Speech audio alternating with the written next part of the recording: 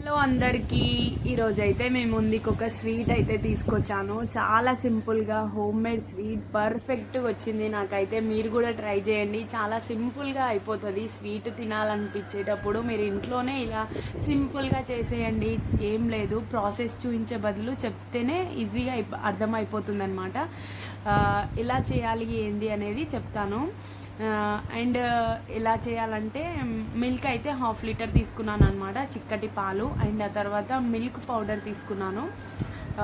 And ఆ తర్వాత sugar అయితే తీసుకున్నా. ఇవన్నీ పాలు అయితే బాగా మరిగించాక దగ్గరకు వచ్చినాక మిల్క్ పౌడర్ అయితే యాడ్ చేసుకోవాలి, అందులో షుగర్ కూడా యాడ్ చేసుకోవాలి. తర్వాత గార్నిష్ చేసి నేనైతే మట్టి పాత్రలు ఉంటాయి కదా బయట అమ్ముతారు, అవి తీసుకొచ్చి అందులో వేసుకున్నాను అనమాట. అండ్ దానిమ్మ గింజలు కూడా అలా వేసుకున్నాను, బాగుంటుంది అనేసి లుక్. అండ్ మధ్యలో అయితే కలర్ అయితే యాడ్ చేశాను, సైడ్కి గ్రీన్ కలర్. అదేంటిదంటే మనము పిస్తా అన్న